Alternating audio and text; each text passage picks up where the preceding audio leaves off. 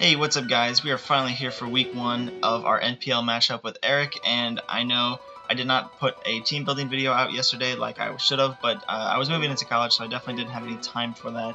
Now, I will have the team building portion in this video, and I'll just include the battle with it, so it's kind of a 2-in-1. But in the future, I do see myself doing a team builder on Saturdays and a battle on Sundays, so just a quick update, that's why I did not upload yesterday. So anyway, I will tell you guys my team, and I will tell you what we're going to bring versus his team. So my team includes Mega Scizor, Latios, Thundurus, Mamoswine, Meloetta, Blastoise, Gorbis, Cofagrigus, DNC, Pangoro, and Steelix.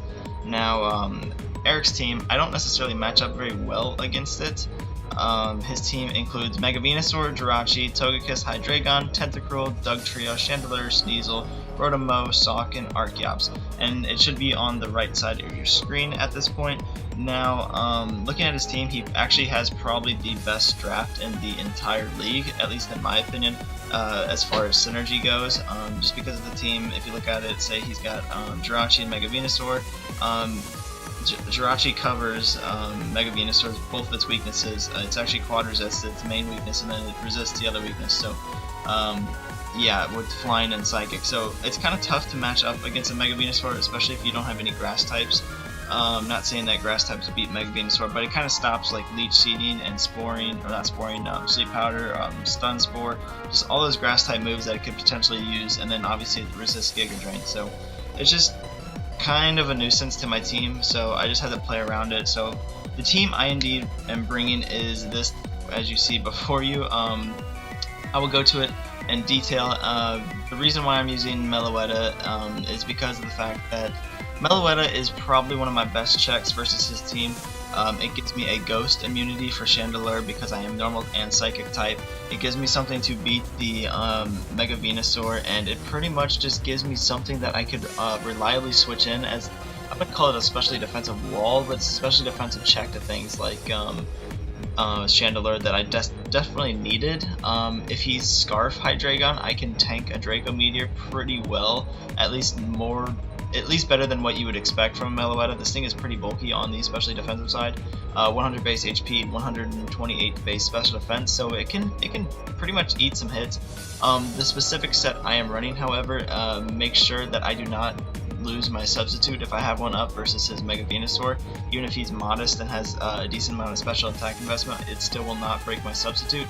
And the defense investment allows me to eat a Iron Head with a substitute and not allow it to break as long as he has very little investment. Say he had, I think it was under 12 attack investment, I could eat an Iron Head for sure and keep my substitute up with this particular set. So that's really nice because I was expecting a bit of a bulkier Jirachi to come in, and I was right. So anyway, this is just Sub Calm Mind, Psychic and Shadow Ball for decent coverage. The only thing that I don't hit are the 2 Dark types on his team, and that just pretty much everything else kind of gets hit pretty hard by this thing, honestly.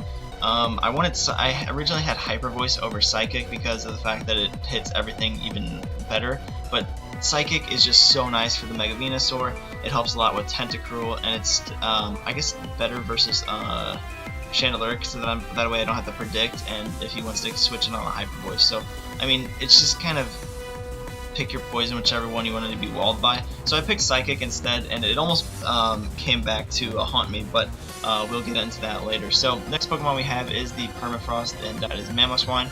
And this Mamoswine is just like, it just hits really hard. If you look at it, I'm 130 base attack, and I'm running Life Orb max attack added in. So I definitely wanted to pack a punch with this set. Venusaur is base 80 speed, so I'm running just a tad bit of speed to speed creep, and the rest is just thrown into HP to make this thing, I guess, have more longevity, to make sure I can set up Stealth Rocks too. So that's just my theory with this Mamoswine. I'm definitely just using it in this game as a rock setter and as a decent priority.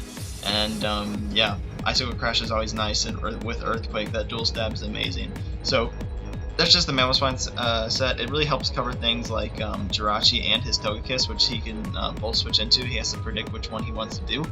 Tentacruel's not a switch in, Chandelure not a switch in, Doug not a switch in, Rotom-Mow not a switch in, Sneasel not a switch in, even though it resists, it's still going to be taking a ton from this. Archeop's not a switch in because I can Archstart that thing into Defeatist and it really can't touch me after that.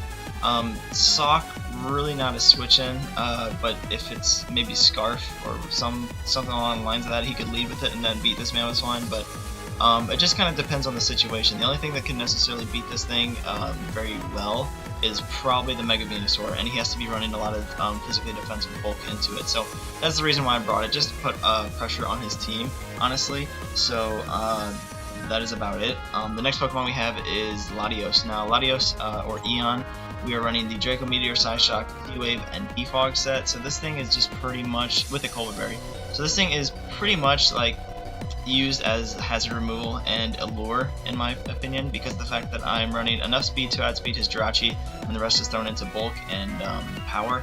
Now Draco Meteor just hard-hitting stab, Psyshock to hit Mega Venusaur and the Tentacruel, and pretty much just in case I don't want to lock myself into Draco, and his psychic immunities are Sneasel and Hydreigon, which both do not appreciate Draco Meteor whatsoever. So that is just my mindset of that. The T-Wave is really just for the Jirachi and the Togekiss that want to come in on this thing necessarily and try to stall me out, but I can T-Wave it because it just makes it so much easier for me to deal with. So because of the fact that sometimes Togekiss can outspeed you, and same with the Jirachi, and they can just try to flinch your Pokemon down because of their Serene Grace abilities. So that is my, I guess, theory for that. That helps me beat them, put it that way. Like, it helps me beat the Jirachi and the Togekiss one-on-one. So the next Pokemon we have is actually a very, very interesting set. Now, originally I thought Blitzkrieg or Thundurus got acrobatics, but apparently it does not, and I totally blanked on that. So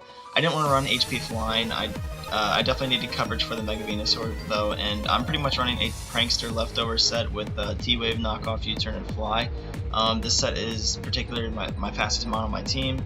It allows me to get off quick knockoffs, it allows me to U-turn, it allows me to fly up, which actually is a 2-hit KO on almost every Venusaur set, unless he's max, which I don't think he would be running.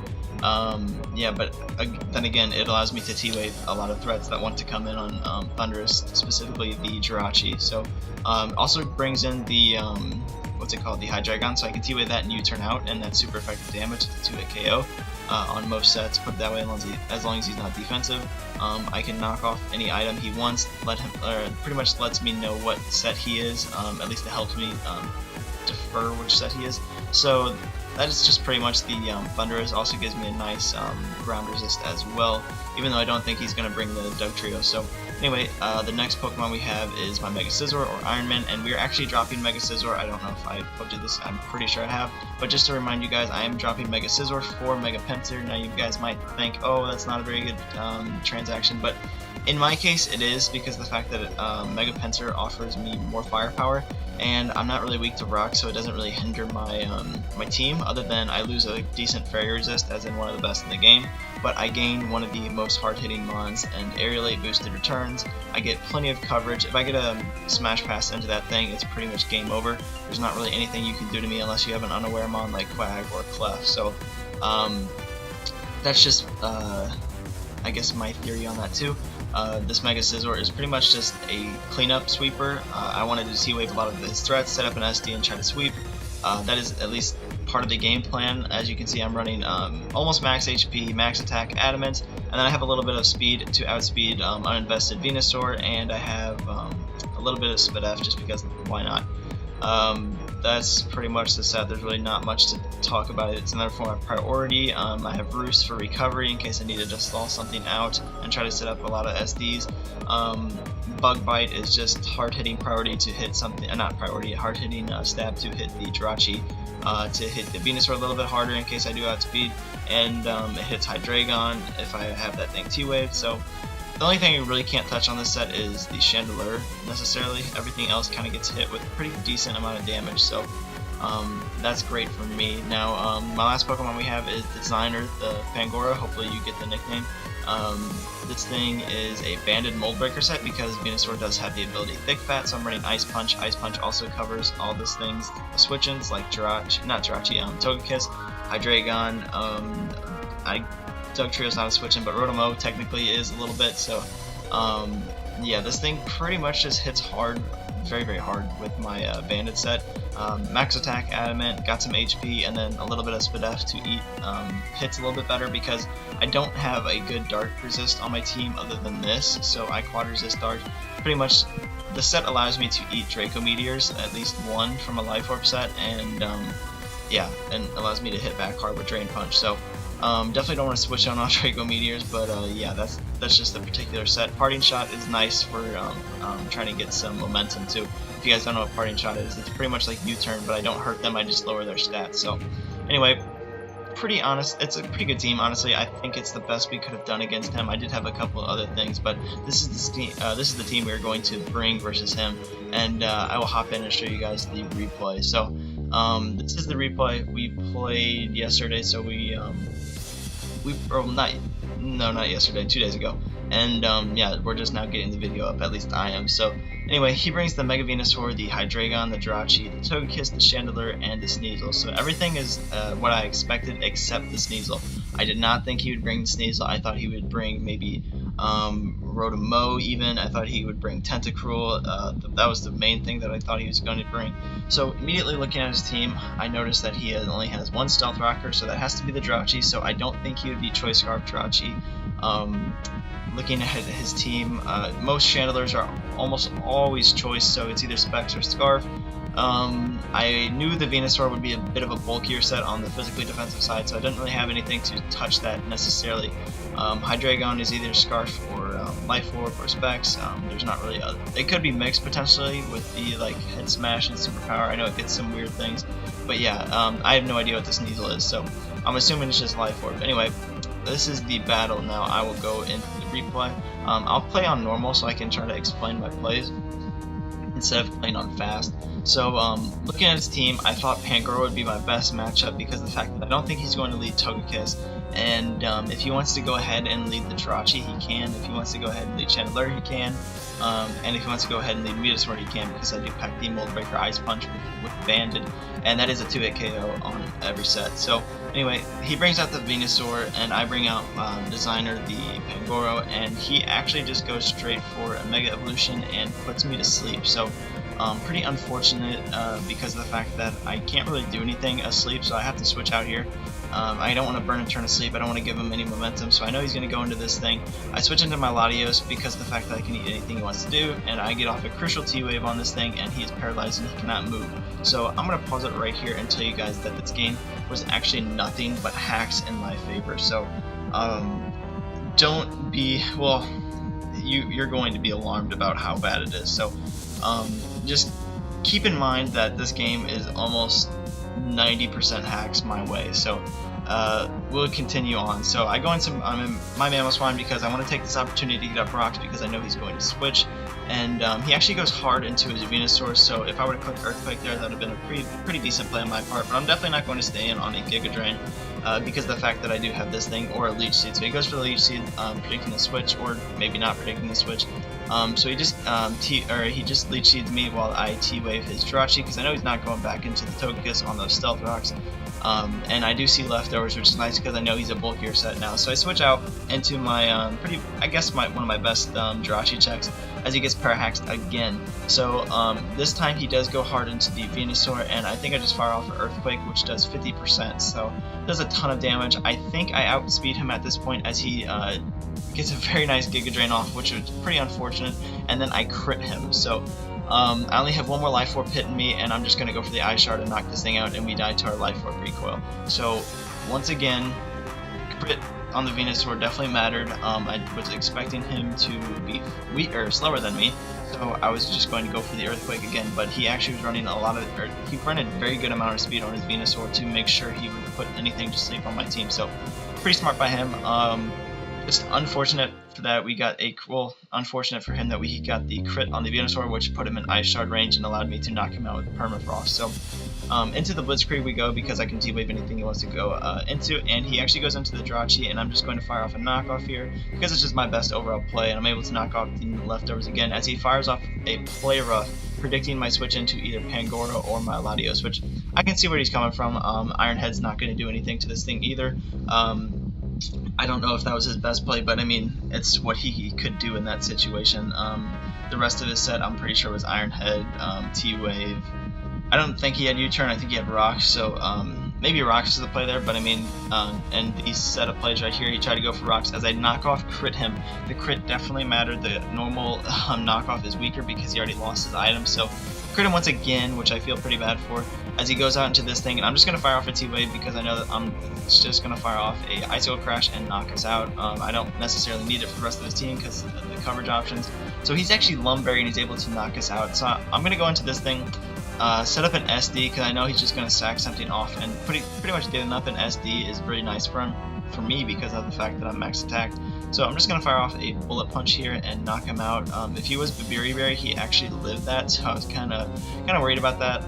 But he does go out to this thing, and okay. So here's my predictions here. So I'm doing 46% with Chandler. So my thing is, I can't let this thing set up a substitute if he, in fact, he has the sub-calm mindset, and I don't want to just randomly switch into Meloetta because of the fact that if he was a a infiltrator set, which in fact he was later on, because I don't have a fire type on my team, so there's not necessarily any reason to run flash fire for him. So he's running infiltrator like I would have thought.